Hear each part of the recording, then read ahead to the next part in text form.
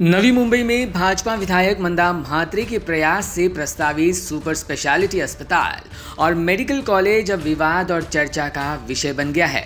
Hospital के लिए प्राप्त भूखंड पर नवी मुंबई एनसीपी के जिलाध्यक्ष नामदेव भगत ने विधायक मंदा म्हात्रे, सिडको और नवी मुंबई मनपा के बीच धांधली करने का आरोप क्या लगाया कि अब नवी मुंबई भाजपा के महामंत्री विजय घाटे विधायिका पर लगे आरोपों के बाद उनके बचाव में आगे आए हैं। की ते आमदार जे आहेत त्यांचं मी नाव मी घेऊ इच्छित नाही, त्यांनी लोकांना दाखवायचं सिडकोची दलाली करणारी काही लोक आहेत। मला सांगा की नवी मुंबईची निर्मिती कोणी केली, तर ती सिडकोच्या मार्फत झाली। मग सिडकोची जबाबदारी नाही का नवी मुंबई शहर वसवल्यानंतर तिथं हॉस्पिटलची व्यवस्था असली पाहिजे। मग हॉस्पिटलची व्यवस्था त्यांनी जमीन पण द्यायची होती आणि बांधायचं पण होतं, परंतु आता ते बांधलं नाही आणि बांधलं नाही तर आपली पाठ थोपटण्यासाठी आपण काहीतरी करतो असं दाखवायचं, ही गोष्ट अजिबात लोकांना पटणारी नाही आहे।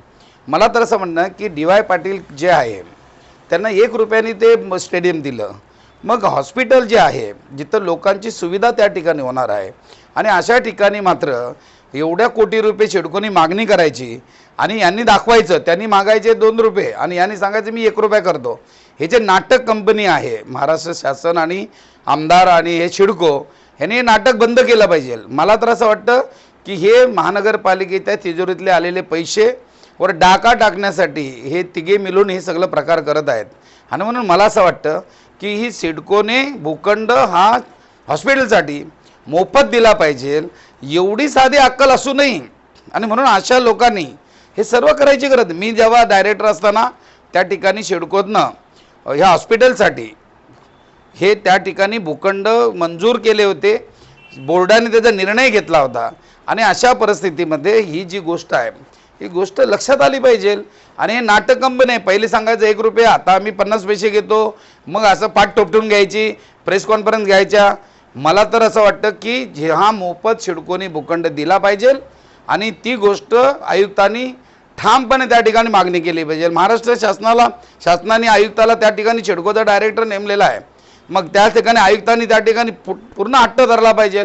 आयुक्तांनी मौन का पाळलं? पत्रकार परिषद में विजय घाटे ने नामदेव भगत द्वारा लगाए गए आरोपों को तथ्यहीन बताते हुए कहा कि सिडको और मनपा दोनों ही सरकार की है, तो भला भ्रष्टाचार कैसा। उन्होंने कहा कि विधायक मंदा म्हात्रे के प्रयास का ही नतीजा था कि 107 करोड़ रुपए के भूखंड की कीमत 49 करोड़ रुपए तक आई।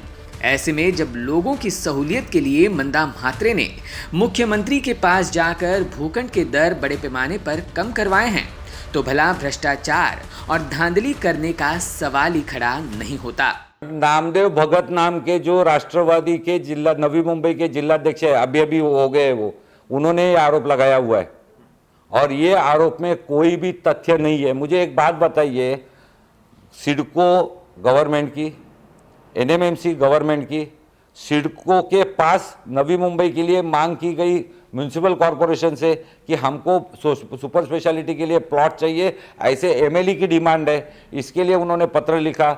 सिडको ने कॉरपोरेशन को पत्र दिया कि पर्टिकुलर एक प्लॉट हम आपको दे रहे जिसके लिए आपको 107 करोड़ भरना पड़ेगा। मंदाताई म्हात्रे वो 107 करोड़ कम करने के लिए चीफ मिनिस्टर के पास चली जाती है, वहाँ से ऑर्डर लेके आती है और 107 करोड़ का प्लॉट का 49 करोड़ में अगर फाइनल प्राइस निगोशिएट करती है, तो ये सारा होने के बाद इसके अंदर करप्शन कहाँ हो गया और कैसे हो गया उसका अनुभव उनको ही ज्यादा होगा जो आरोप लगा रहे। वहीं नामदेव भगत द्वारा मंदा म्हात्रे के लिए इस्तेमाल किए गए डकैत और अक्कल जैसे आपत्तिजनक शब्दों से भड़के विजय घाटे ने आरोप करते हुए कहा कि जिसने कभी औरतों की इज्जत नहीं की उनसे आखिर क्या उम्मीद की जा सकती है। उन्होंने आरोप करते हुए कहा कि मंदा म्हात्रे पर अभद्र शब्दों का इस्तेमाल कर नामदेव भगत ने अपने राजनीतिक स्तर का परिचय दिया है। देखिए, जिनकी संस्कृति और जिनका इतिहास ही दाग भरा हो, जो बेल पे हो, किस केस में बेल पे है, वो तो एफिडेविट अभी लिखेंगे कॉरपोरेशन के इलेक्शन के टाइम, तब तो सबके सामने आ जाएगा। उनसे मैं और कुछ अपेक्षा करता नहीं हूँ। इसे अभद्र टिप्पणी महिलाओं के बारे में ये कोई नई बात नहीं है, काफ़ी सारी चीज़ें हैं। मैं यही कह रहा हूँ, एक बार मैंने मुंह खोलना शुरू कर दिया। आप अगर अखाड़े में उतरना चाहते हो तो आप आ जाइए, मैं भी आ जाता हूँ, मैं बैठा हुआ हूँ। आता यामध्ये जे काही आरोप केले गेलेले, अक्कल काढणं वगैरे हे जे काही शब्द वापरले गेलेले आहेत, त्यामुळे त्यांनी आपला स्वतःचा स्तर जो आहे राजकारणातला तो त्यांनी जाहीर केला. महिला आमदारांविषयी, महिला लोकप्रतिनिधीविषयी बोलताना राजकारणामध्ये काही आरोप वगैरे लावायचे असतील ते लावा, पण बोलताना त्याची एक सभ्यता असते, त्याची एक पातळी आपल्याला ठेवावी लागते. पण राष्ट्रवादीच्या जिल्हाध्यक्षांकडून त्यांचं इतिहास बघता ती अपेक्षा मला तरी नाही आहे.